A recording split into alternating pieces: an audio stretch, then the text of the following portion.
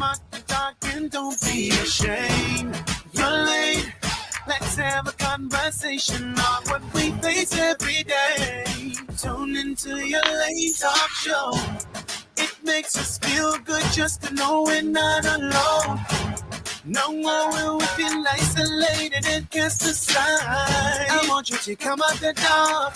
Just don't be afraid of your heart. So don't be ashamed. It's all the same. Stay in your lane. You're late. It's whatever your real life looks like. Stay in your lane. Come out the dark and don't be ashamed. You're late. Let's have a conversation on what we face every day. It's your Lane Talk Show with Coach Trish Hannah.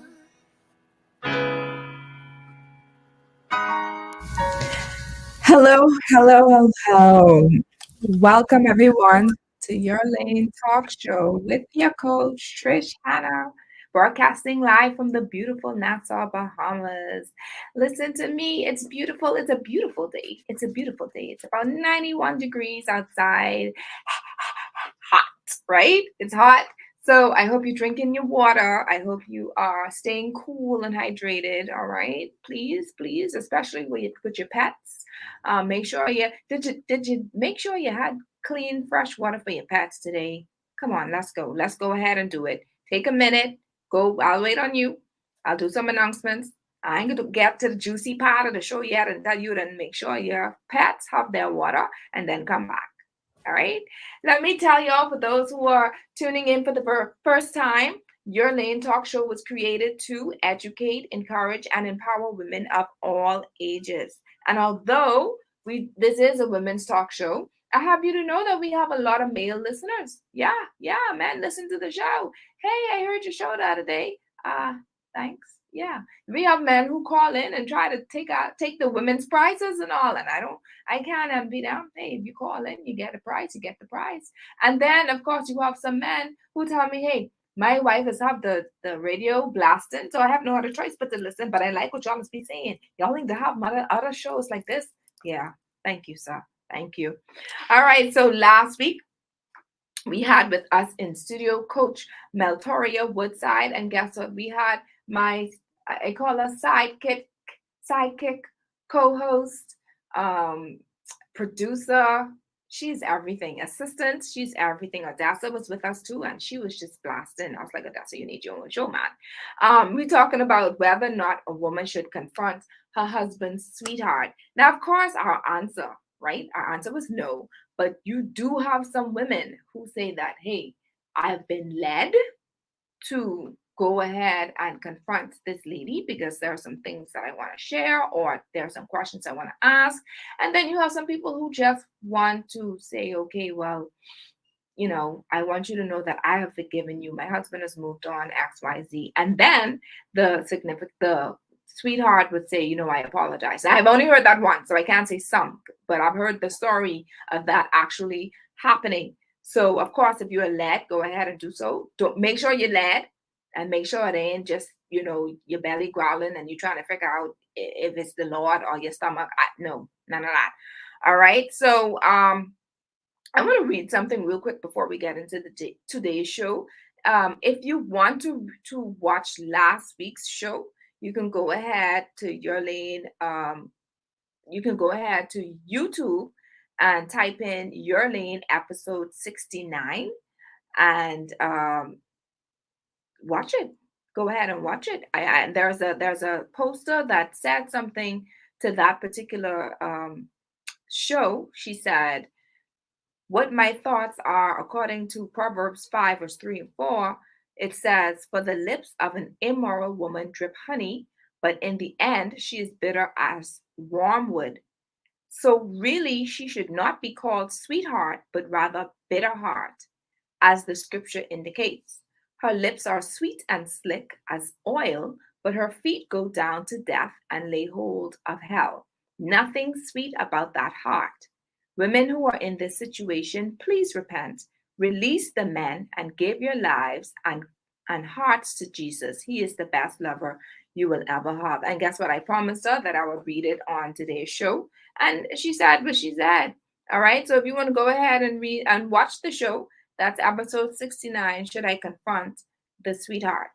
All right. Now, for those of you and the people who you know who may have issues with, um, you know, what's the best way I can put this? Showing up or performing in the bedroom. You have, self-esteem or, low confidence or, any of that sort. If you have a friend, a neighbor, or someone who you know who's telling you, hey, how do you, how do you be aggressive or assertive in the bedroom? How do you use whips and chains? And if you do use them, I mean, what, I have someone said to me, actually, I have to drink in order for me to really be assertive in the bed. Now, you do what you got to do, but you know what I mean? You don't really necessarily have to get to that point. You do have some introverts who just ain't into that. So the confidence level is extremely low. But of course, we have someone that can talk to us a little bit more about that. All right. So I need you to tag your friend, tag all the wives you know, tag all the ones, especially the ones that you know who may be shy or who may act shy in public. I mean, that don't really make a difference, right? Because you can act shy in public and be wild, in the bedroom. So tag them anyway and share this to your page because we need to enlighten some women. We want to help some women out. We want to help them to know a little bit more about their bodies. We want to help them with knowing a little bit more about um, what is required, what God says, because there's an interesting book that my guest that I really wanted to talk about what God says about certain things, and what to do in the bedroom, and so much more. So please go ahead, tag and share the page so that we can ensure that as many women that are tuning in can know, and the men, of course, and the men in their lives can know, how to be more successful in the bedroom. All right. So, those who may be listening or tuning in via Facebook, if by chance that you have to leave, you can go to star 106.5 FM dial on the radio or channel 976 for those who are in their homes, because we have some women who say, I'm not on Facebook. Fine. Channel 976 is right there for you. And for those who are tuning via radio and going inside the house, you can go and watch us live on Your Lane Life Coaching Facebook page. I'm excited about today's show, because this person has been with us so many times, and for the times that she's been on, um, it's always enlightening, it's always engaging. She comes with her expert advice, and women learn a lot. All right. So, my predictions for this episode, I would say about 80% aha moments. I don't predict any teardrops today, and 20% laughter just because of who she is. All right. I'm already laughing. Your Lane, episode 70, Building Sexual Confidence, is brought to you by Airborne Freight and Cargo Services, John's Shoe Store and Accessories, Your Lane Life Coaching, Bahama Odds and Ends Party Supplies, and Carlia Alashante. Carlia Alashante carries the latest in sexy, exotic lingeries, costume and adult novelties, ladies and men intimates up to size 4X. They also carry Bath and Body Works and Victoria's Secret sprays. They provide discreet and confidential delivery service right at your front door. You can contact Carlia Alashante at 434-6910. That's 434-6910, or visit them on Facebook and Instagram. Now let me spell the name out for you, just in case you be like, Kalawa?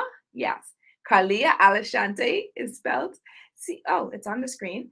For those who are listening on the radio, it's spelled Carliyah. That's one word. The next word is Alashante, Allishante.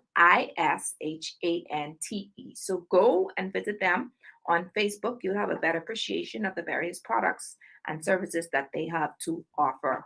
Now let's get in the groove. Let's get excited about this particular guest. Let's see what she has to offer today. Her name is Tammy. Tamika Lacroix. She is a sexual health and wellness educator. She earned her certification from the Center for Sexual Health Promotion, School of Public Health of Bloomington, Indiana University. Tammy is an intimacy and relationship coach and the CEO of Sexually Saved LLC. Sexually Saved is an organization to help individuals of the Christian faith to understand God and sexuality. She promotes this through her podcasts, workshops, books, and speaking engagements. Tammy is happily married and a mother of three children.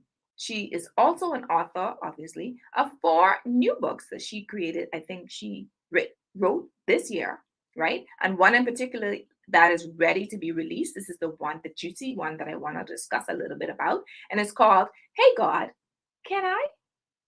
Mm. Welcome back, Coach Tammy. It is so nice to see you again. Hi. Hi. Hello, hello, Welcome. hello. Hello. And it's so nice to see you. Listen, before we even start, I wanted to wait until later on in the show to talk about the Hey God Can I, but I saw little tidbits of it. I know that you sent some emails out where you were showing like little introductions of what the book is about, Yes. and stuff like that. I want us to talk a little bit about that first before we get into who you are, what you do, because we know you've been here like 3 times. So for those who don't know you, we can talk about who she is after. But I want to talk about this book real quick. So listen, this book has pretty much everything it is that you need as a faith-based person, right? Mm. To elevate your bedroom. It's called Hey God Can I? And what it is an ABC guide of various sexual acts to help you elevate your bedroom. And the reason why I wrote it, right, is not because I wanted to tell you what to do in the bedroom, but the reason why was because I wanted to give individuals a resource so that they are able to find out information about the various questions that they have. Because one thing that I know, especially within the faith-based community, is that they are, they get anxiety thinking about what is okay, what's not okay, right? Am I allowed to do that? Because at the end of the day, they want to make sure that whatever they're doing is pleasing to God, right? They don't want to go against principles and whatnot. And so I created this book to give as a tool or resource so that individuals will be able to understand, okay, how can I apply something in my marriage? Is this okay? What does God have to say about this specific act, right? It also gives you a guideline. It's not saying that you can do something or you can't do something. It's giving you the tools that you need so that you can make that informed decision, because it has I created the U test, right? It's the undefiled test, which you and your partner can do so that you're now communicating on what you can implement on your specific bedroom. I love it. And the reason why I wanted to start on this first is because this has a lot to do with building sexual confidence.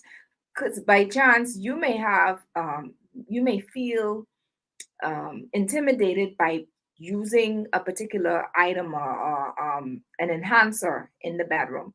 You may Yes. feel a particular way about introducing something, rather, within the bedroom. And because you feel uncomfortable about it, your confidence, of course, is little to none, right? So, or and in other words, or in let's say in retrospect, your husband may want to introduce something, and because he's doing this or including something, a product or whatever have you, once again, as the woman, your confidence is little to none, simply because you'd be like, I don't know if I want to try this, I don't know if this works for me or whatever have you. So I'm glad that this book was written because it Yeah. helps a lot with that. Now, if you can you remember at least one or two questions, or maybe two of the most I wouldn't say significant or most popular questions that you have been asked pertaining to the bedroom? Hey God, can I masturbate? Oh, Right? That's a big one because people have there's a misconception about, am I able to touch myself, right? So that's a very popular one. Another one is, hey God, am I allowed to implement things like BDSM, right? People want to know whether or not they can do bedroom play? Am I allowed to use handcuffs? Am I allowed to, have fantasy play? Am I allowed to, you know, use sex toys? It's so many questions that I get, but the top is masturbation, sex toys, anal sex. These are the top three that I always get. But I mean, it's a list from A to Z that's answering all these various questions. I love that. But you notice you ain't answered none of them yet, right? So can you answer one or two of them for me? As far as let's start with toys. As far as toys are concerned, what would you suggest if someone come and ask you, hey, can I have toys in the bedroom? Well, see, this is the thing about toys, right? There's nothing wrong with using toys. However, there's caveats with that, right? A lot of the reasons why we feel the way we feel is because of the ideas that we have around sex. What is it that we have learned prior to this moment, right? Because this has formulated the ideas around sex, how we interact with it, right? And so when it comes to sex toys is okay if you haven't struggled with certain issues, right? Like if you've had like a certain addiction prior to you'd want to stay away from toys. But if you have a healthy marriage, if you and your spouse are wanting to implement toys to, join in the experience to enhance your relationship, there's nothing wrong with it. So it's not demonic. It's not demonic. It's not demonic to use toys. Now, when you think about the origin, right? You always have to look at the origin of things. So sex toys is one of those, it's kind of like if you go way back into like the Roman area and the Greek and, way back in the Bible, they used to use paraphernalia. They used to have like, these phallic shaped objects that they used to worship and things like that. Right. But we're not using it for worship. It's kind of the same when you're thinking about things like Kama Sutras and are you using this item to worship another god? Essentially, it's almost like when you think about tattoos. People get tattoos today. Back in biblical days, they would do tattoos to worship gods and things like that. And you see people getting tattoos and they're getting piercings and things like that. So it's how you use something. It's the motive, it's the intent, right? So there are so many different factors that play a role in whether or not you're going to implement something in the bedroom. And you have to think about these things. Like, what is the motive of us using this item? How is it going to enhance the bedroom? Is it going to allow us to be one?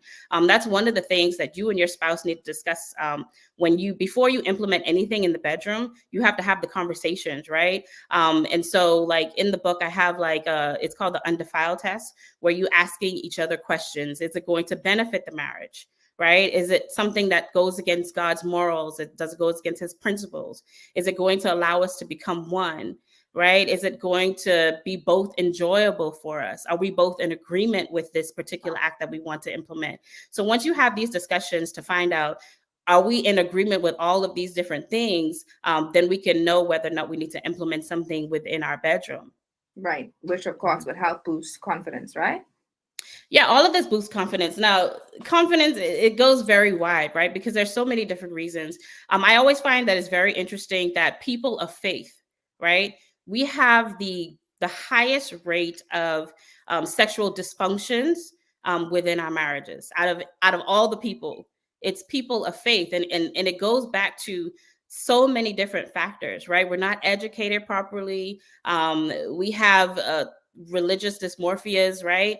We have these religious beliefs in our head that hinders us from moving forward within the bedroom, based off of what we've been groomed into, what we've been told. You're taught to stay away from the sex, right? And then you get married, and then all of a sudden everything is supposed to change, right? And it doesn't work like that. Like, you can't just turn off and on the switch. Like, nothing prior, and then all of a sudden you're supposed to just go off like a light bulb, right? And then you're supposed to swing. It doesn't work like that.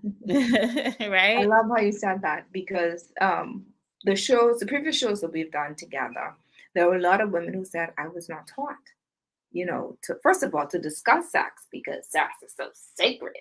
Women don't come and talk about sex. Women, that's taboo, firstly. And secondly, they're saying, the church isn't saying anything about this and what should be done or what should not be done. So I don't know if it's right. You know what I mean? And so I'm happy that we have an opportunity to discuss this. So hopefully somebody, can be delivered from even their mindset, Right, right. mentality of thinking, okay, it's a bad thing, it's dangerous, it's not something that you should be doing. I know a couple that believes that they're not doing anything. Well, I won't say the couple, the wife, who would not use any other position except the what do you call that one with the laying on the bed on Missionary. the missionary. She ain't So doing nothing else but yeah, missionary, yeah, and she's a church woman, yeah, and but the husband complaining. yeah. And you kind of wonder why she's at that level, right? um People like that are struggling sexually, they're struggling to break free. You should not feel uncomfortable about changing around positions, right? Sex is about exploring, right? One of the things that people don't understand is God's desire for us to have sex. Even when you think about scripture, he gives us parameters to not do it. Right? We know that men are very sexual beings. That's how they connect with us emotionally. But we're emotionally charged in order to engage, right? But he says that if you refrain from this, then you have to come into agreement, right? He gives us parameter. He gives us instructions to not do it because he understood that men wanted to do it so much. So he already understood that we were going to have a lot of sex, right? And so in order, if we know that we're going to be having sex all the time, that means that we're going to get bored if we're doing the same thing over and over again. Sex is about growing and learning someone. So if you're doing the same thing over and over, how are you learning each other? How are you learning your spouse? Why are you afraid to be uncomfortable? What is that saying about the relationship? If I can't move forward out of this one position, what is that saying about me? That's mindset. That's limited beliefs, right? You have to know that God wants you to explore your bedroom because this is how you grow in intimacy. This is how you grow in God. This is how you learn various things. The Bible says that, when we do certain things, there are mysteries that are revealed. What more mysteries can you see when you are engaging in a sexual experience with your spouse, right? You get to go deep.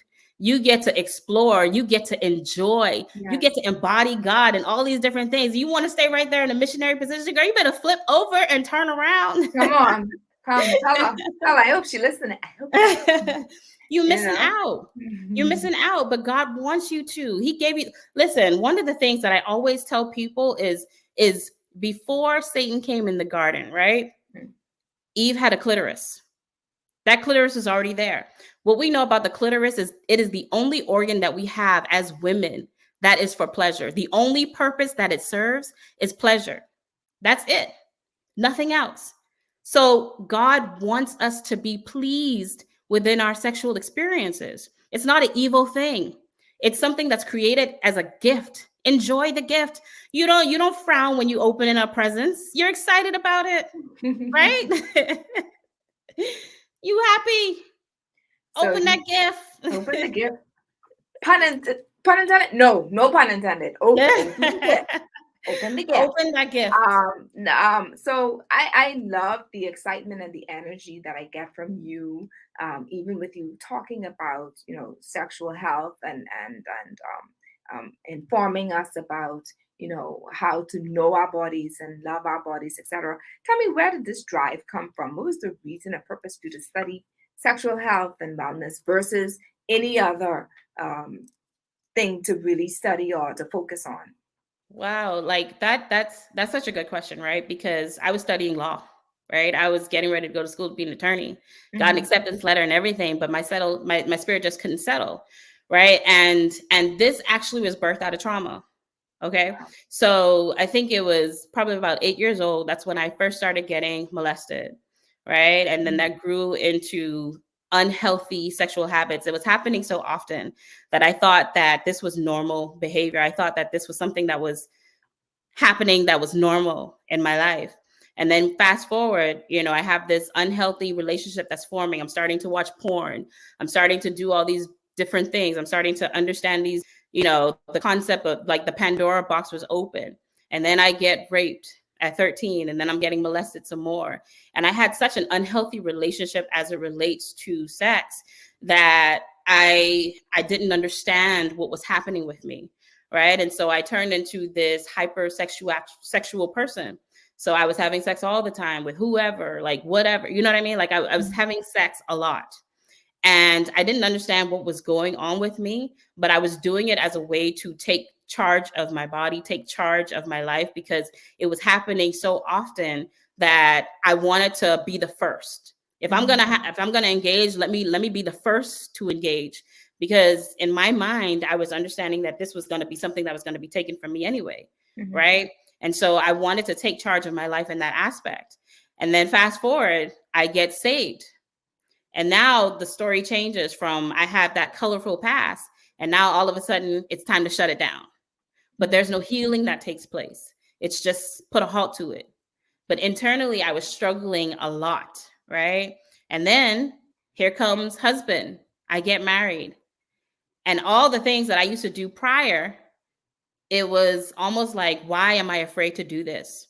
Why can't I explore my bedroom? Why am I feeling shame and guilt attached to this? Right.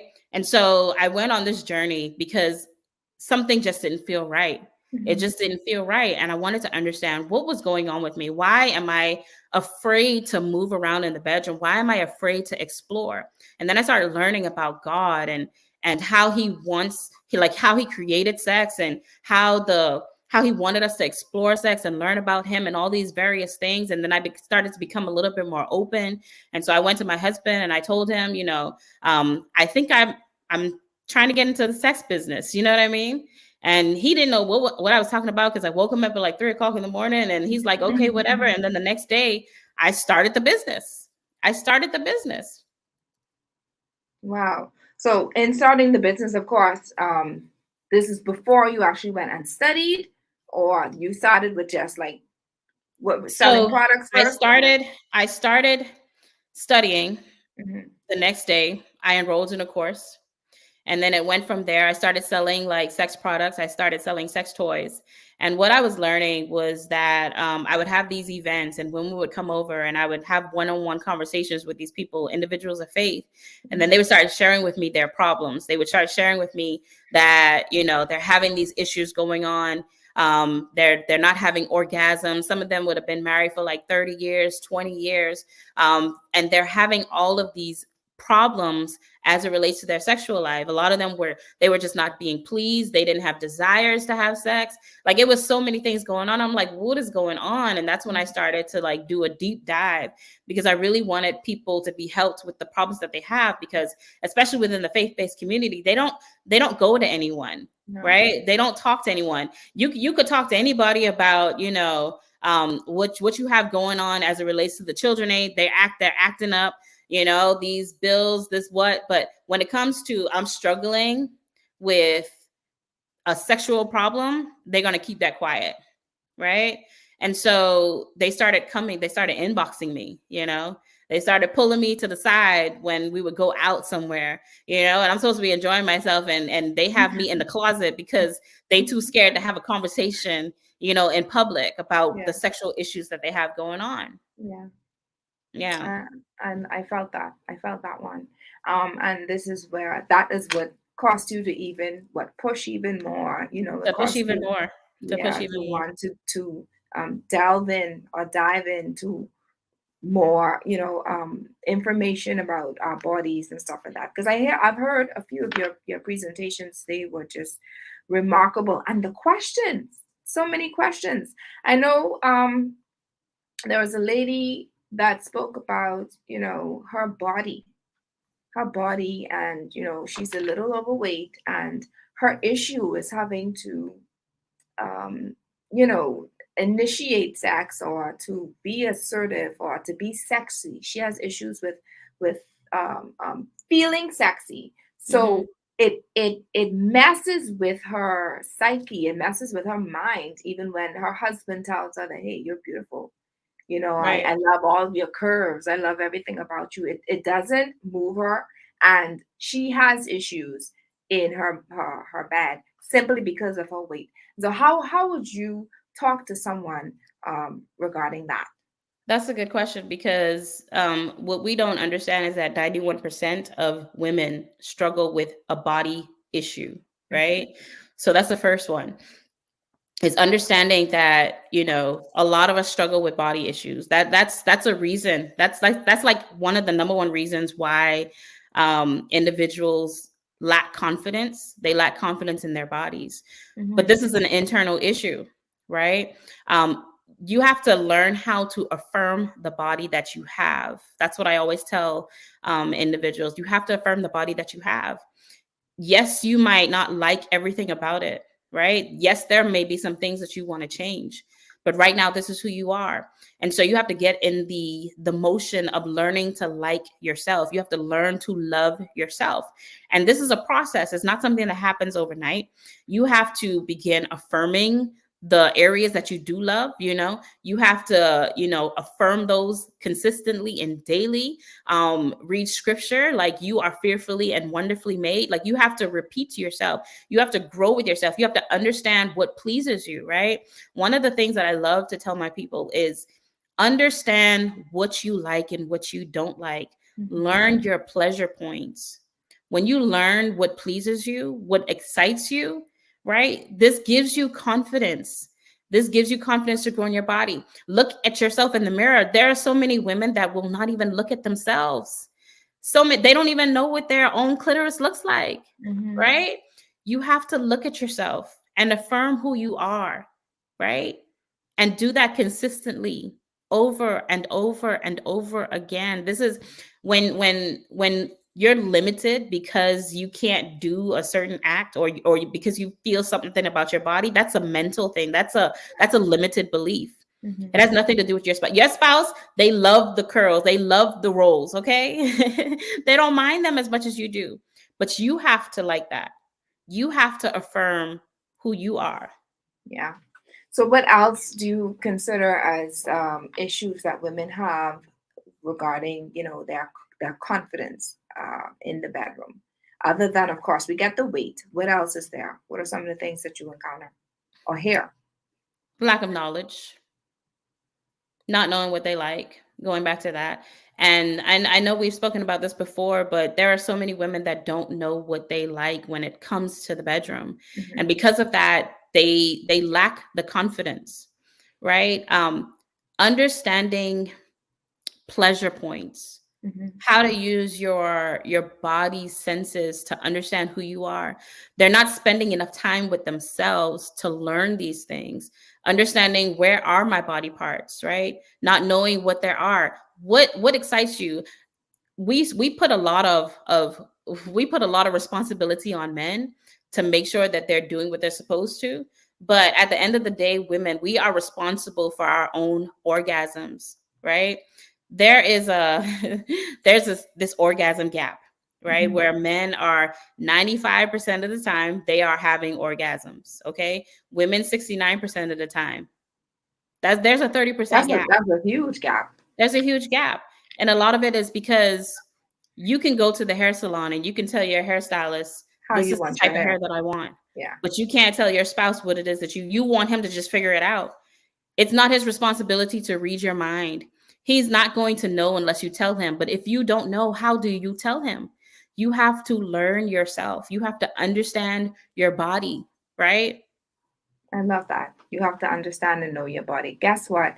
We're going to take a quick break. This break needs to be quick beats, because we want to know more about how to understand your body and learn your body. Because you made a point. You said you have to know your body. And I mean, I know from preschool we learn these are our fingers, these are our toes, this is this and whatever. So I want you to elaborate a little bit more after this break. How do you get to learn and know your body without having to masturbate? Because there is a book that talks about when you learn in your body, you touch yourself and stuff. And I'm not certain if that's what you're referring to. Well, let's hear about it right after this break. Awesome. So to our Facebook audience, thank you so much for tuning in with us today on Your Lane Talk Show.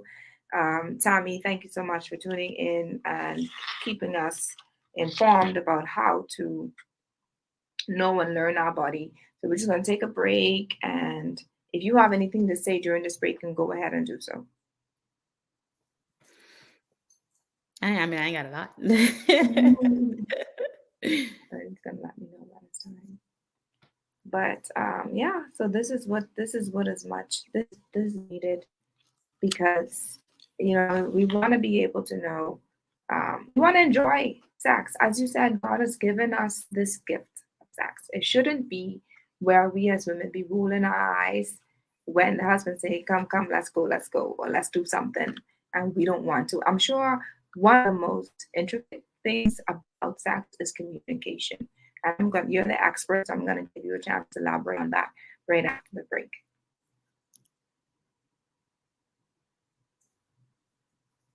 Welcome back. If you are just tuning in, we have with us Tammy Lacroix. She's Coach Tammy Lacroix. She's an intimacy coach, and of course, we're talking about building sexual confidence. And just before we were on a break, we were talking about, hey, getting to know our bodies, getting to know, what pleases us or what makes us, um, desirable, or what causes us to be stimulated, right? And so, of course, before that break, I was like, okay, how do we get to learn it by ourselves? Do we do it by ourselves? How is that done, Coach Tammy? Well, this goes in what we were talking about finding pleasure, right? Right.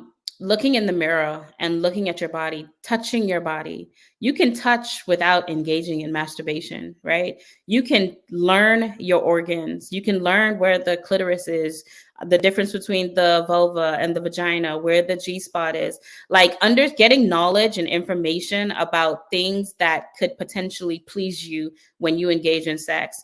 It always surprises me because so many women come to me and they're like, I'm not having orgasms from, penetration alone. I need the toy. And the reason why they say that is because the clitoris is what gives you, or 80% of women require clitoral stimulation in order to have those orgasms, right? So they can't orgasm by penetration alone. But if they don't know this, right, then they're going to go time and time and time and time again without having them.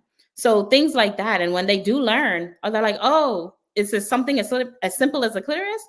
Well, now let me guide my spouse to the clitoris so that he knows this is what's going to give me the orgasm that I need, right? So it's about feeding yourself the information and learning, understanding these various things so that you can, have the full experience.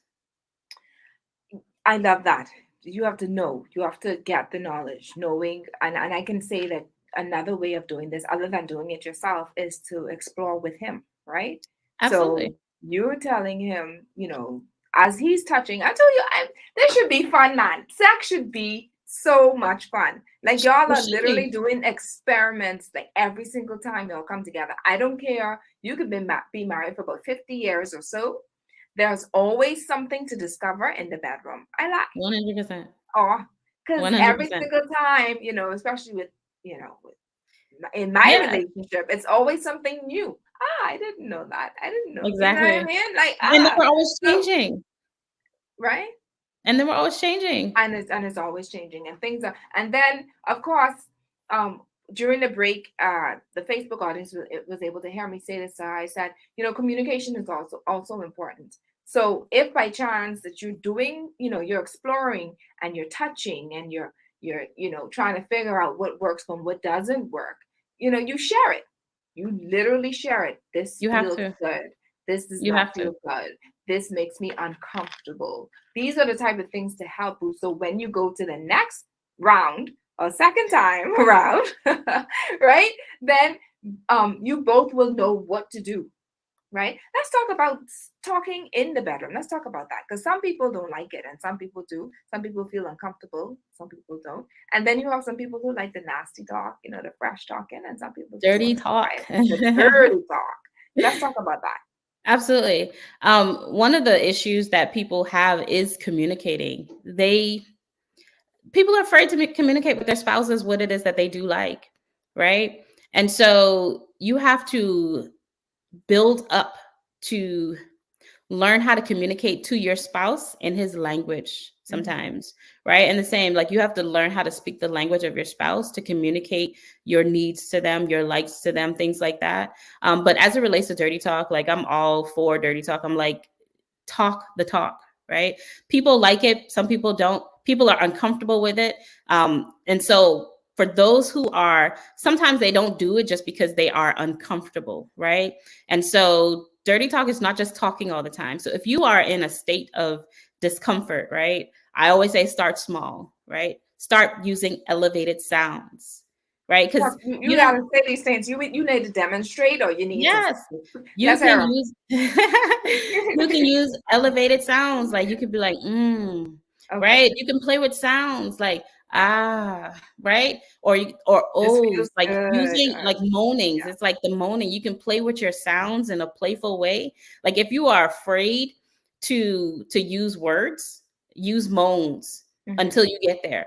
And you can use moans in a way that is very playful. It's fun when you get in, like it's a performance. You have to always remember that sex is a performance. When you're with your spouse, it's a performance. So begin acting like right, and go like use those elevated, say words. You can start with one word. You can use one single word, right? Like yes. You can use words to kind of describe what it is that you want, to give directions. Like you can say like harder, faster, slower, softer, right? That's all a part of dirty talk. You can, once you get comfortable, you can start growing into, affirmations. You can use affirmations during sex. It's something empowering when you're telling your spouse, there's something about these hands. There's something about these hands, right? Like, don't be afraid to try and experiment and use different things in the bedroom, using voices, using words, using descriptive words, right? You can say something like, it feels so good, like when you're That's touching right. on my, like Yeah. this right here is hitting the spot. It's making me wet, right? Like don't be afraid to say stuff like that, because it likes it. It builds anticipation when you use words, and it also makes it fun. It makes you in the moment. It makes you present in the moment. It allows you to be engaged, right? Not only that, that you're feeling it because as you're saying it, it does something to you, but it is so important to your mate. Like especially men, because they like to hear those things. They like the Yeah. affirmations. They like that's a part of their ego. Like I need to know I'm the man. I got this. Yeah. Come on, I hit daddy. this. You know Bring it what I on, mean? daddy. So you gotta boost And his it also ego. lets them know that you're in the moment. Like it Enjoying it. lets them know that you like it, Yeah, you yeah, know? yeah. Keep doing it. Keep You can't be going. you can't be in the missionary position and you just And you laying just there quiet. and you just quiet. Come on, man. And You any just quiet. position and you just quiet. You Like gotta. what is that? What is that? What is And that? oh, so listen. And I don't mean to bring this up, but I kind of sort of have to. Just a few shows ago, we had some women who claimed to be the other woman, right, on our Mhm. show. And I have to I'm sorry if anyone takes offense to this, but do you know that one of the many reasons, because there are many, but one of the reasons why men go out on their women or go to cheat or on their women because um, the other woman is doing exciting things. The other woman is dressing up more. The other woman is making noises in the bedroom and being excited about. The other woman is not afraid of oral sex. Right. So That's a question I I get had too. I had to Yeah. go there. So Yeah. let's talk to Coach Tommy. What are your thoughts on oral sex? Why are you not doing it? Like what is the thought process that you have that limits you from pleasing your spouse? It's a part of his body. This is a part of the creation that God made. And one of the ways that he desires, right? Or you desire is for oral. There's nothing wrong with engaging in oral sex. Like if that's what he likes, stimulate and do the oral, right? There's a stigma that's attached to that. And that's based off of religious beliefs. People feel like they should not engage in oral sex. But where did that thought come from? Where did that concept come from? Right now, there is a caveat to that. And I always tell people, only for people who have been through certain trauma or was involved in, like abuse or something like that. Now, for those, that's a completely different story. Yeah. Right. But if that's not a part of your story, then what is it that's limiting you from not engaging in your spouse? Like God created all of him, just like he created all of you. And so that's one of the ways that you can explore each other. So don't be afraid. Like, his body is not disgusting. You are not disgusting, right? And even if you think it's disgusting, like you had a long day and everything ain't right, go take a shower together. Take a Okay? shower Take a together. take a bath together. Do if that's what would help boost your confidence. Whatever it is that Exactly. would help to boost your confidence, go ahead and do it. All right? 100%. Mhm. 100%. And what are some other things that women can do to help to build their sexual confidence? Well, they can learn to appreciate their spouse, right? We already talked about education. Mhm. Um, Getting education is key. Key. Learning to appreciate their spouse, learning to understand them. A lot of the reasons why women lack confidence is because they're uncomfortable with the idea of exploring. And so this also has to do with learning about God.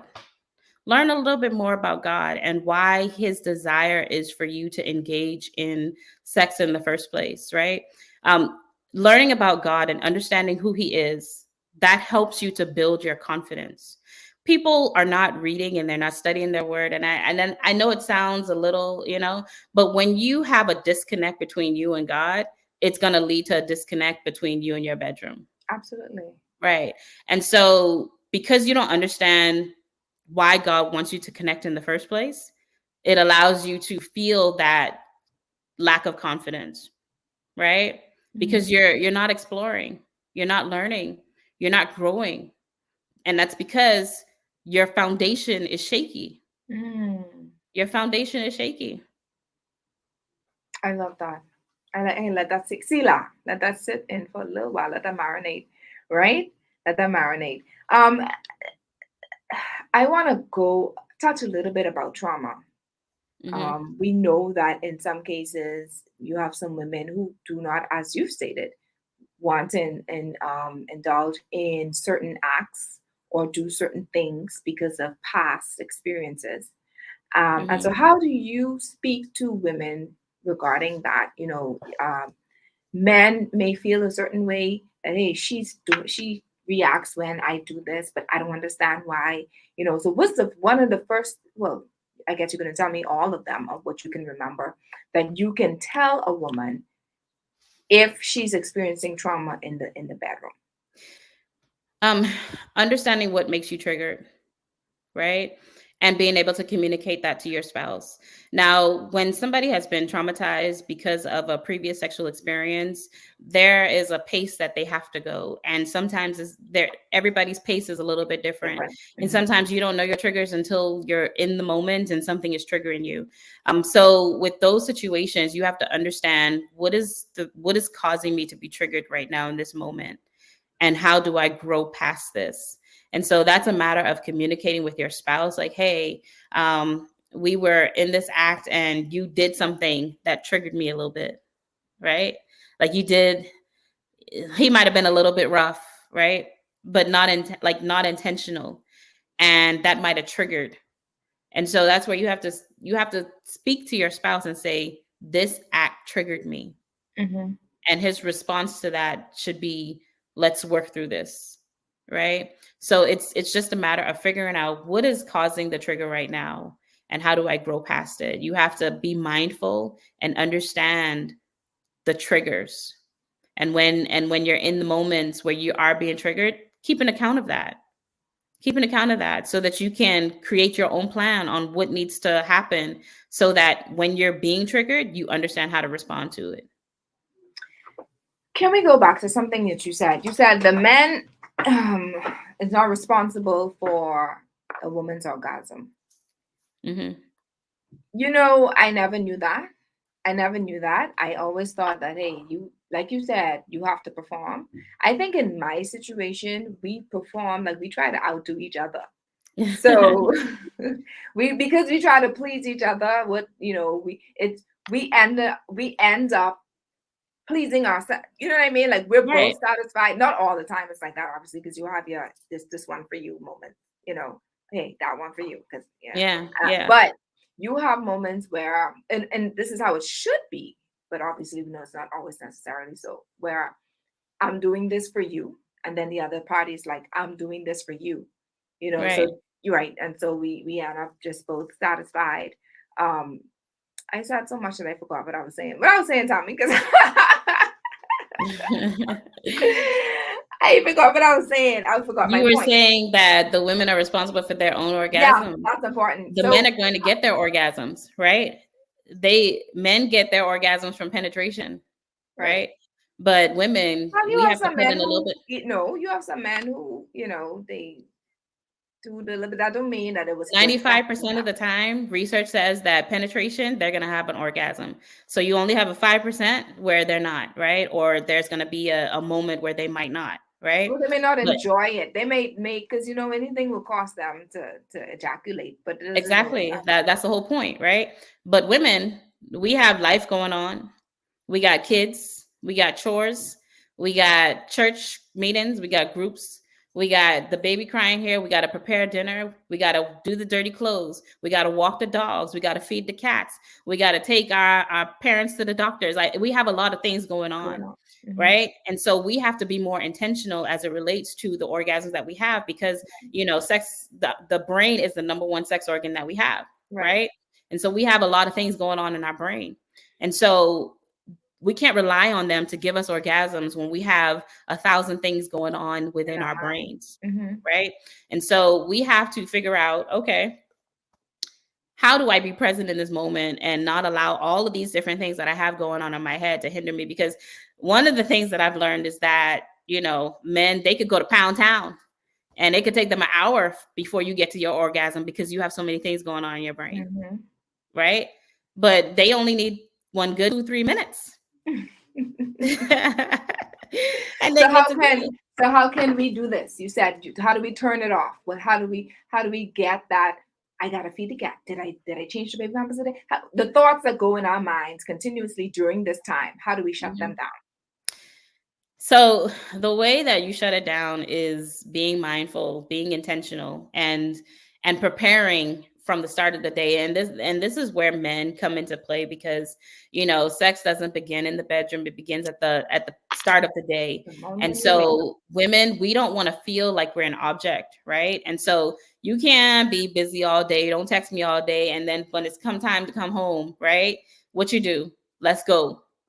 No, it don't work like that. You No. have to bring your mind, and it's a process of time. It's a part of foreplay. We need foreplay. We need active foreplay in Yeah. order to be engaged. So one of the ways that you can is foreplay. Foreplay. Foreplay allows you to get mentally prepared for you to be engaged when it's time for you to have sex. Can I also suggest, even let's say he's not home as yet, and he wants to do something, because every woman know the timing for our men, because it ain't gonna be. Sometimes it's every day, earlier part of the marriage when he was younger, and then there are days when it's every other day or every Mhm. whatever have you. So if he had sex with you on Sunday, y'all were intimate on Sunday. By Wednesday, he coming back to you, right? Mhm. So if you know that this is what he's gonna do, hook or crook, he gonna find you.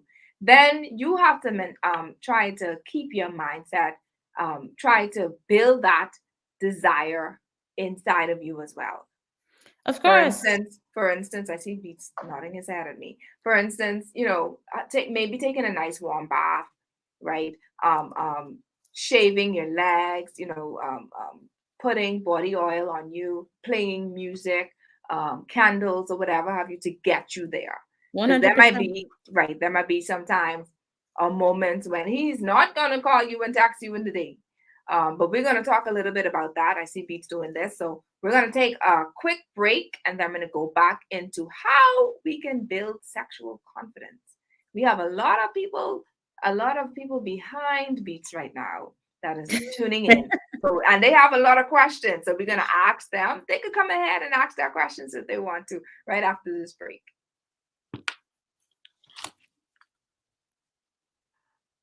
Guys, if you have any, we have how many of them? One, two, three. I think 3 or 4. Y'all have any questions that you want to ask pertaining to building sexual confidence? I remember one time Beats was asking about, what is it, spurting? That's what he was talking about. Beats, remember that? Yeah, we have someone who went against or opposed what the answer you got, because you did get an answer from a gynecologist, right? And now this is an intimacy coach that opposes what the gynecologist said. Yes. You wanted to say it? Okay, she's gonna say it. So right after this break, we'll allow you to talk about that. Anything else you want to know? Good, good. That's funny. You're going against a gynecologist. I can't wait to hear this. I can't wait to hear this. I mean, everybody has their different views, but then at the end of the day, it's your body. Well, I mean, squirting is a scientific fact. There's actually research that's out there that shows, We can talk about right? that. Yeah. Okay. Welcome back. So during our break, Beats reminded me, or I reminded him of a question that was asked, that was posed to one of my previous guests who happened to be a gynecologist. And the question is, do women squirt? So one of the questions I wanted to ask Beats is how you know they squirt. What do you see? What have you been watching? What you mean? What you mean? What you mean? No, Squirting go is ahead. female ejaculation, right? It's female ejaculation.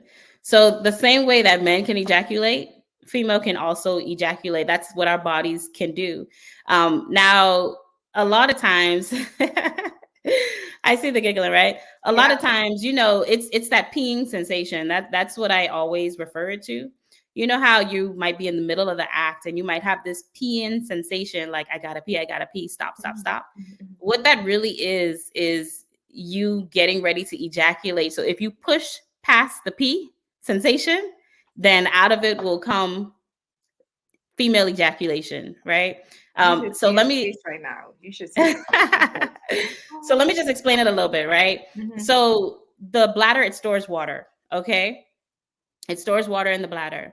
And what research shows is that the water is not, it's just water in the bladder until it is mixed up with the compounds from the kidney. That's when it becomes pee. But you can't be aroused and pee at the same time, which is why there's a difference, right? So when you are aroused, the bladder begins to fill itself with water. And the reason why it feels like the peeing sensation is because what happens is you're using those same muscles that, the bladder, it uses the same muscles as you would if you were peeing. That's why it feels like I gotta pee, but it doesn't mix with the urine. What it mixes with is called the Skene's gland, which is the glands that is responsible for making you wet. It's responsible for the lubrication. So once the bladder starts to release water, the Skene's glands begins to also release water. The Skene's glands is what is called the prostate, right? That's the female prostate. So when those two mix together, that's the water that comes out for the female ejaculation. It's the same with men, right? Men can ejaculate, but they can't pee at the same time, right? So it's the same with women. Women can ejaculate without having to pee. And what's going to come out is water. It's not going to be pee. Now, there's a little bit of traces of urine, but it's not a lot. It's not enough for it to be urine because it's not mixing with the kidney. Right. You got that, Beat? That makes sense to you? I just want to make sure that makes sense to you. Okay. All right. All right, Tammy. So I want to go back to, hey, God, can I? But just want to make sure that we understand what's happening now with building our sexual confidence in the bed, especially with women who may have experienced not even trauma from previous relationships or whatever have you, but trauma in their present relationship. For instance, someone who may have their husbands may have stepped out on them, committing adultery. And how does a woman build that back up, that confidence back up, knowing that their spouse did something with somebody else, and here it is that they want to please him, but then that, I don't know if this is a mindset, or I don't know, I'm gonna let you do, that's your job, go ahead. Yeah, because one of the reasons, and I call these in my book, I call them blockages, right? Mm-hmm. And infidelity is a blockage that allows you to be a little bit less confident because you're thinking about all the various things that happens that your spouse did outside of the marriage, right? And that could lower your self-esteem. It could lower your confidence because you're thinking, he did this with this other woman. He did this with this other woman, right? There's a comparison that goes on. And when it comes to that, it's a very long process, a long road to healing. You have to do the inner work. If you're going to decide to stay in a marriage, then you have to commit to the marriage. Otherwise, you might as well leave him. If you're going to stay, then you have to begin a process of your own healing, which means, and I tell people, you have to expose the lies, right? Exposing the lies is an exercise when you're in the middle of the act and you're thinking, I don't want to do this because, I remember him. I'm thinking about him, doing something else with another woman. Mm-hmm. Expose the lie, right? And be present. The lie is that my spouse is doing things with other women. Be fully present and engaging with your spouse, right? You have to take baby steps. Take baby steps in getting there and work on your own healing, because if you don't heal individually, then it's going to be a long process. You're going to be triggered all the time. Every time you engage, you're going to be triggered. So you really have to do the self work, the inner work, and what's causing me to be triggered in this moment? How do I work on this moment for myself so that I'm not feeling like he's going to be stepping out, so that I can build my self-esteem back up? That's getting back out there and doing your own self-care work, right? Affirming yourself, doing things outside of your spouse that makes you happy, so that you're not relying on that to make you happy. I love that. I love that. Now let's get in. I can't do all the side questions now. Let's get more of the exciting stuff now. Costumes and lingerie. Hey, costumes and lingerie. Yes. Mommy, I getting in your business just for 2 seconds. Have you ever worn a costume in bed? Yeah. Thought. Of Yeah. course. Yeah. Why would you not? I'm just asking. Why would you do the things that your spouse likes, right? Mm-hmm. So if he desires you to wear a little piece of lingerie, then wear the No, piece of not lingerie. If the he desires lingerie. you to wear the costume, wear the costume, Wear the costume. right? If do what you and your spouse are one when you're in bed, Exactly. right? So do things that you enjoy together. Undefiled. I said, what in the world are they doing in the back there? What it? Okay, all right. This topic is kind of exciting for them. Yeah. So the costumes, like for instance, there's the nurse costume. I have this box, y'all. There's a nurse costume. There's a maid costume. These are costumes that, if you both agree, of course, because you don't want to have to do something that your spouse does not desire or whatever have you. Do you think that this is unpleasing to God? Wearing things, because you have some people, well, this is not their identity, and this is not and you bringing in false this identity in the bedroom, and that's an open door for Satan. So why you can't be a nurse, right? Why can't you be, if you desire to wear the nurse costume, why are you not the nurse? Like, just because you put on a costume doesn't mean that you're changing identity. Mm-hmm. Just be the person you want to be.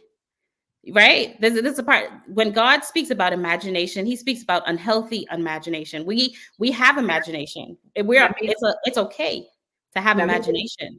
I say this because fantasy has a very thin line. It does. So with fantasy, I just want to make sure. Now, can I also interject and say, if one of you have an issue with fantasy, then I'm sure you would agree to this. Then I don't think that would be something that you would engage in. However, if there is no issue, I think that's the whole purpose of the U-test. Is it moral? Is it mutually agreeable? Is it mutually enjoyable? Right? So when you're going against these various sexual acts, fantasy play is a part of that. Are you both mutually agreeing that this is okay? Is it going to take you away from the oneness of God? Right? You have to think about these things. You can implement things. There is a fine line. However, there's also a line that's okay, right? You can explore. It's okay to explore. Explore. That means try different things. If you want to play the role, play the role. Now, what I can say is if it's going to be sinful in nature, then it's sinful in the bedroom, right? So anything that you do within your bed should not be sinful. So if it's going to be a sinful act, if it's going to be an immoral act, then it shouldn't be done. But there's nothing wrong with fantasy play as long as you're not crossing that line. So what Now, go ahead. I'm trying to think about things that church people talk about. For instance, handcuffs. Child, if you use handcuffs, that's like the devil holding you hostage and you're bound. but remember I said that the highest rate of people who are dissatisfied with their sexual lives are people in the church. Is because they have this cognitive dissonance, right? Which is the belief that I can't do something and they don't even know where that thought came from. Where did the thought come from? Why can we not use handcuffs? Why can't you be cop and robber, right? If my husband is the cop, and you know, like why? Like if it's role play, right? Essentially, at the end of the day, it's role play. You're not playing something outside of your marriage. Like you're not thinking about another person, another individual. You're not thinking about, bringing somebody else into the marriage. It's you and your spouse. That's it. You and your spouse. So if you and your spouse enjoy pretending to be other people, then be other people, but you are the person, right? If your spouse desires to you to be the nurse, then be the nurse, right? That's what I mean by other. Like if he desires you to be the teacher, then be the teacher. You can pretend to be a teacher. What's wrong with pretending to be a teacher? Be a teacher. I'm a teacher today. If that's what you like, I'm a teacher. Here's right? the ruler. You gotta spank me. Sorry. Thank you. Go ahead. Exactly. Exactly. If it's not sinful if it's not sinful in nature, then it's okay in the bedroom. That goes with, is it moral? Yes. I love that. I love when we're intimate and the lights are on. You have some people who don't like lights. You have some people who doesn't, it really doesn't matter to them. But one of the reasons why I would recommend lights, or when it's, as bright as possible with your mate, is so that not only are you exploring with your hands, we're actually looking at each other's bodies. And that is also one, a form of foreplay, and two, you're able to admire, as you've said before, even with people who may feel as if that they're overweight, or whatever with their sizes, and men with their hands be able to touch every part. And then for females with men, you touching the curves from the muscles and all these other things. So what are your thoughts with, like I said, it may not be a difference for some people, but for people to actually look at each other's bodies, what are your thoughts on that? Couples, rather. When you are looking at each other's bodies, you are learning each other's flaws, right? This brings you closer together. A lot of people, when they don't like the lights turned on, it's just because they lack confidence, right? They have self-esteem issues. They're uncomfortable with something. But this is a way that you can grow with your spouse. One of the ways that you can grow in confidence with your spouse is turning on the lights. The Bible says that we were naked and unashamed. When we are together, we are unashamed and we're naked. Explore that, because that is going to allow you to trust your spouse, right? It's going to build that level of excitement with your spouse. It's going to make you more comfortable, because when you see that your spouse is embracing you in the body that you have, that is going to give you a higher level of confidence, right? And if you are nervous about doing it, this is where you can do it by yourself. Look at yourself in the mirror. You have to spend time looking at you and appreciating your own flaws.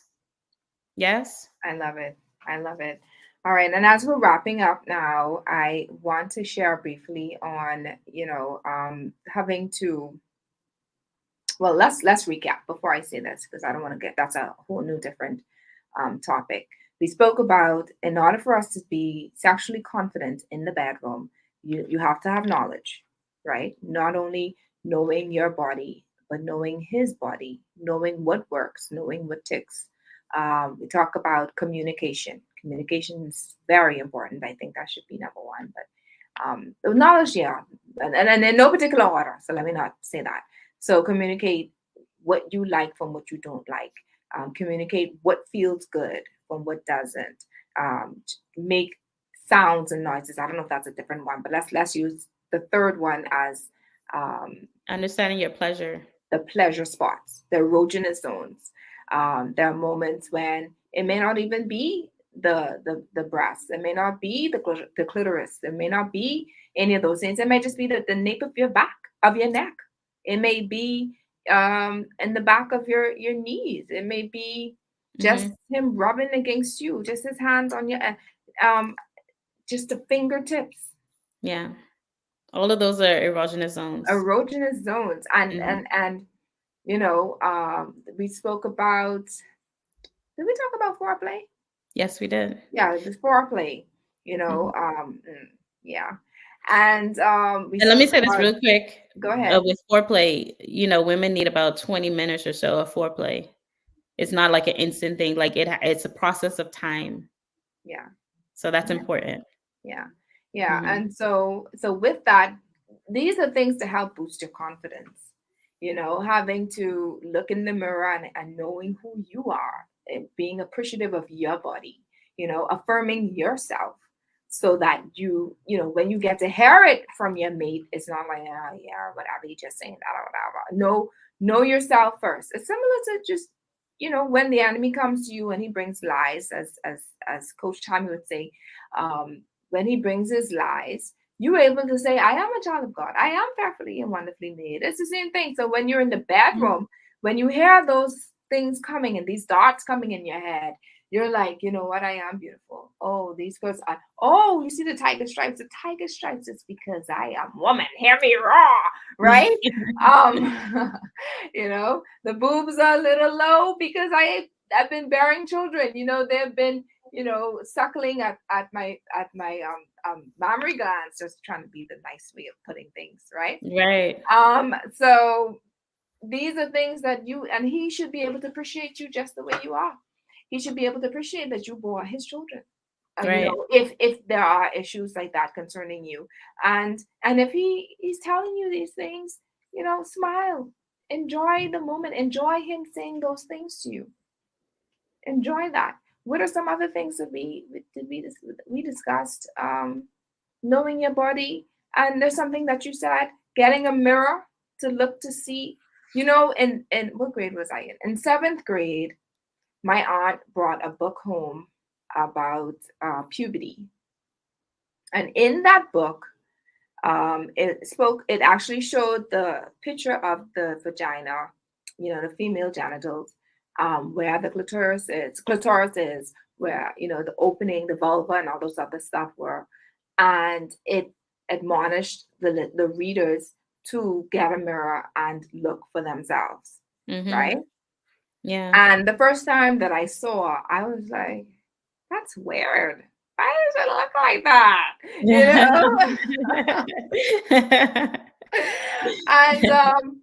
and but I had an idea. So okay, so you mean to tell me, so the urine doesn't come out the same hole as when the Hmm. baby comes from? So you're able to know these things. You're able to know, okay, this is where all of the hormones lie. This is where all of the blood vessels are. This is the bad boy that causes the climax, right? It's not down there. It's here, for some women. So knowing yourself and exploring your bodies and your body and all these other things is vitally important. So once you already know, as Coach Tommy said, what works from what doesn't with you, you can actually go in and be the boss. You can be Yeah. in the bedroom and be the boss. Yeah, you already know what, and you can tell him, this is what works from what doesn't. Let's talk about being assertive.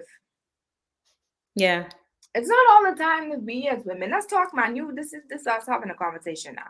It's not all Well, the time that men would be like, oh, men actually want us to be assertive. Men want us to be the ones that initiate. Mhm. sex. Okay. Yeah. And it's not just you just sitting there waiting on him to do something. That time he's sitting there waiting on you to do something. Let's talk about that, Tommy.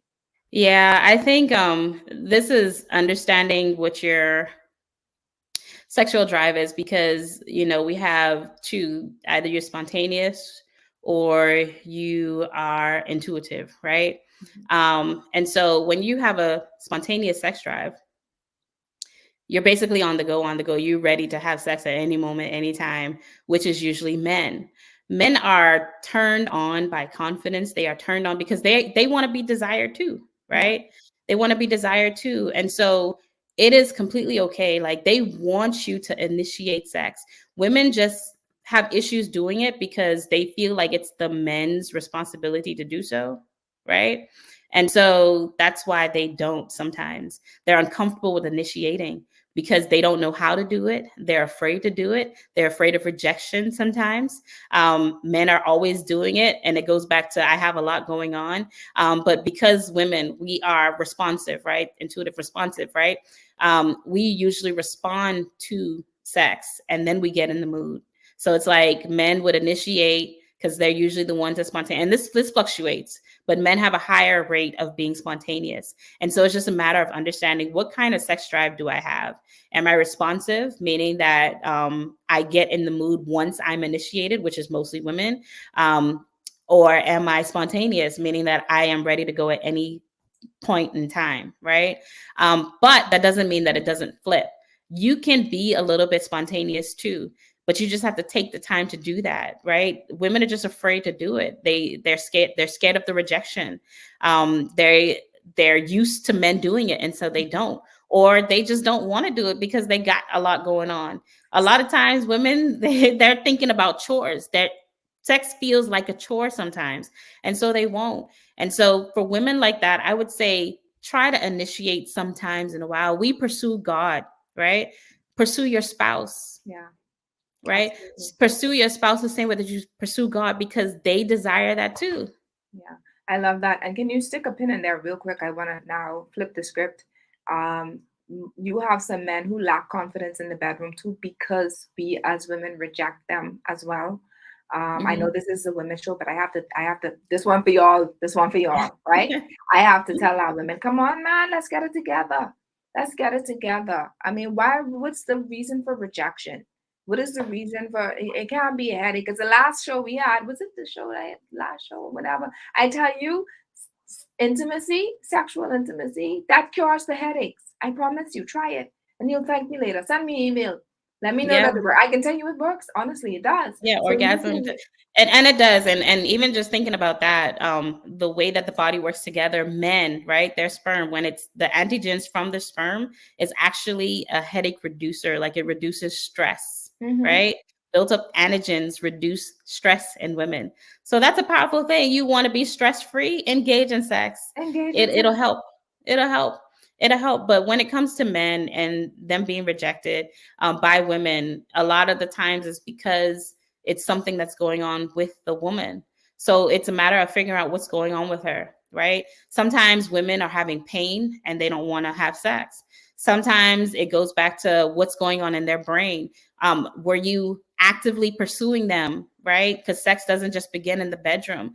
What have you been doing with her to allow her to um, not reject you, right? What are you helping her with, right? Like, she's doing all these different things, but yeah, you sitting home all day.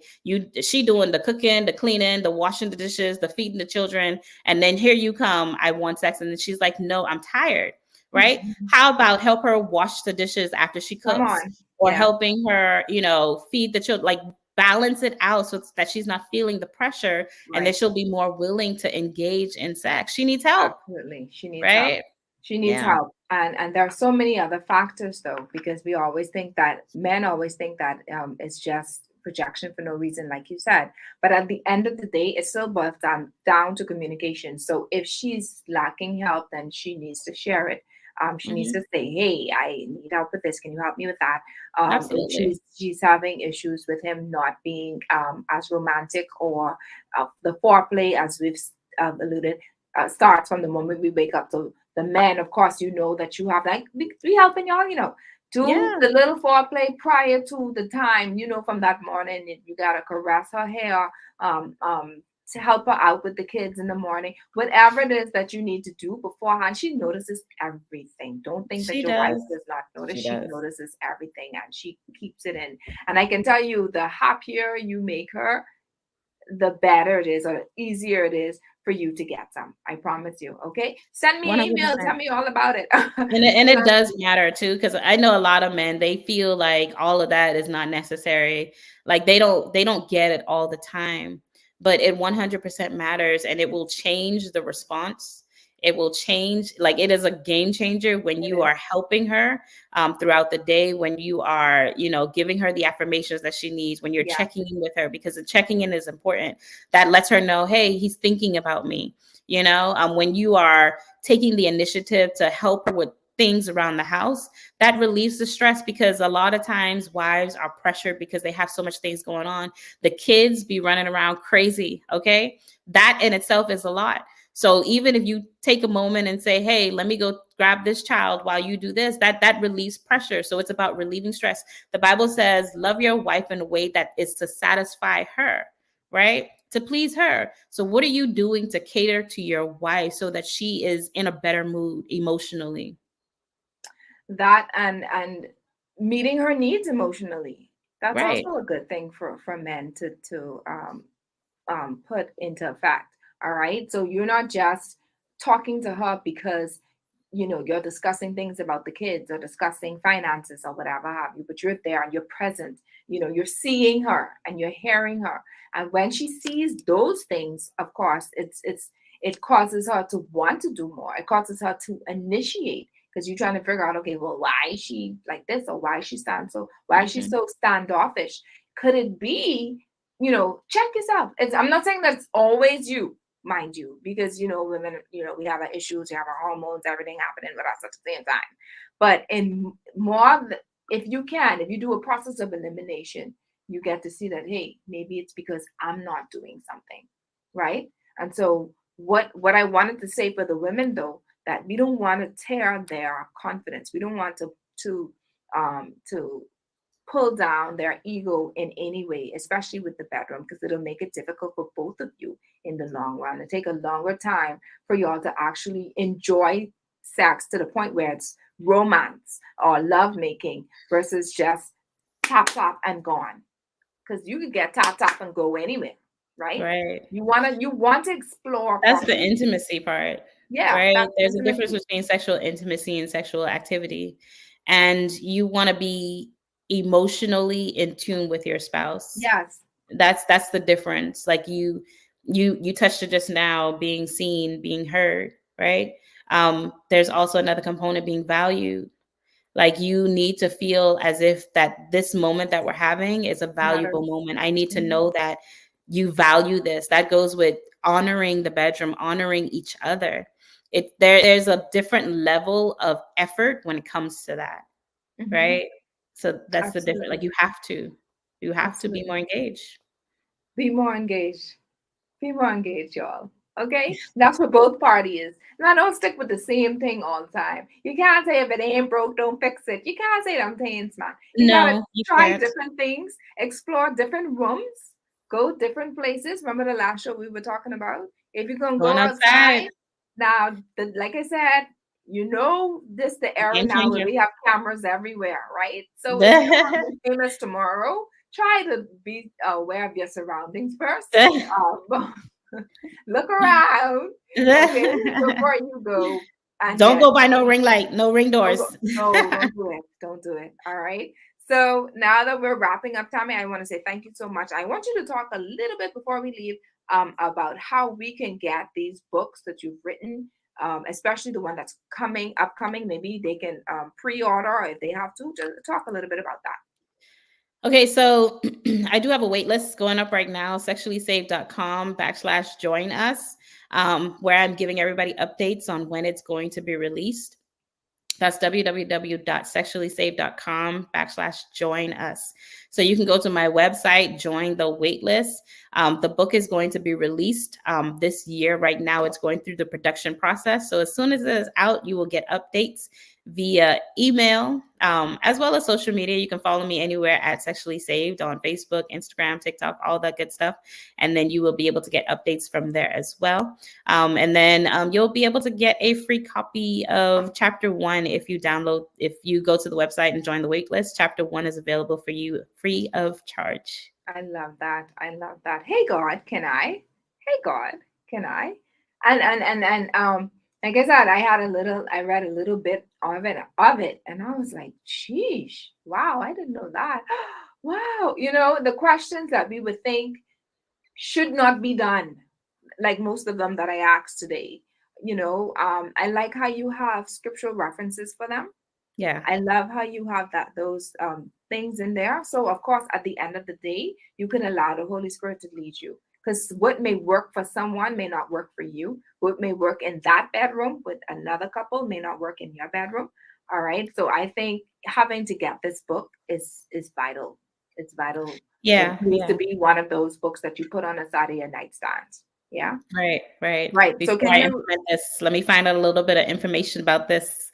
And I'm just doing that. I'm giving you the resource so that you can look up some of the information yourself. It's right there at your fingertips. I love that. Now, just tell us once again how to reach you in case anyone have any other questions or may want to consult you in reference to their confidence or any other matter pertaining to sex. Again, you can reach me on my social media at Sexually Saved on all of the social media platforms. My email is info@sexuallysaved.com, or you can go to my website, www.sexuallysaved.com. Thank you. Thank you. Thank you. Thank you. Thank you, Coach Tammy. Thank you for being a part of our show today. And any closing remarks from you?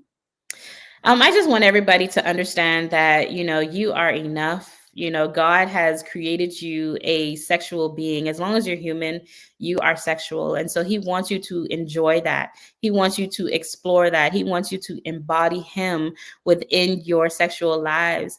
This is something that God desires for you. It is the gift that keeps on giving. Embrace who you are. God wants you to do that. There's no shame attached to sex. There's no guilt attached to it. He wants to make you whole within your sexual experience.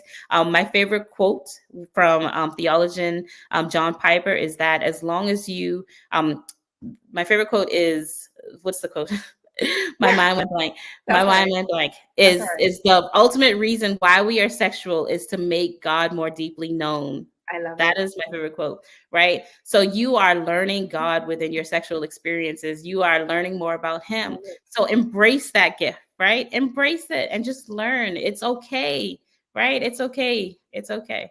I love that. I love that. Guess what? I have those moments all the time. So I'm so used to that. That's nothing to me. Now, guess what? Next week, y'all. Dun, dun, dun. Next week, I've been trying to get this topic for the past 2 or 3 episodes since this gentleman has been here. But obviously, we wanted to make sure that people were able to get as many questions answered as possible. So now, here's the opportunity for me to introduce the topic that I was trying to get him for the last 2 shows with him, and it's called Spiritual Implications of Pornography. Guess who the guest is? You know who the guest is? Kevin. Yes, Pastor Kevin. We didn't even talk about porn today. No, we didn't. Well, we should have. All right. I mean, y'all know y'all ain't supposed to do that. No porn for y'all, okay? No porn, because there's so many different implications as to why it should not be placed in the bedroom. And of course, he's going to come down. He's going to come and talk all about it. Now, get your pen and paper ready from now. Make sure the ink good, because it could be a lot of notes taking place with that. Some couples believe that pornography is needed so you can get to know what positions to do and what not to do. You have some couples who believe that pornography is needed because it helps them to get in the mood. All of these are lies from Satan. Yeah. All of them. Yeah. All right. So of course, if you beg to differ, come tune in next week Sunday. So let's see if we can get to change your mind. I mean, it's not really up to us. We give you the information and we ask the Holy Spirit to take over. Right. So spiritual implications of pornography with Pastor Kevin L.A. Ewing next week Sunday. You want to tune in to that. So I want to thank you, Beats, for holding it down. As always, we appreciate you so much. And today's show, of course, we thank our listening audience for tuning in. We thank you to say thanks to our Facebook audience who've been tuning in, and so proud of you. Of course, all of the questions that you have, we're going to answer them. I'm asking, or we have already asked Coach Tammy to answer them individually for you. So she's going to type in those answers for you specifically. All right. And so, of course, today's show was brought to you by Airborne Freight and Cargo Services, John Shoe Store and Accessories, Your Lane Life Coaching, Bahama Odds and Ends Party Supplies, and Carlia Alashante. So thank you once again, everyone, for tuning in, for our radio listeners. And of course, if you want to know more about this show or how to sponsor the show, you can contact 1-242-376-8689. That's 1-242-376-8689. Thank you so much for joining us today. Happy Sunday to each and every one of you.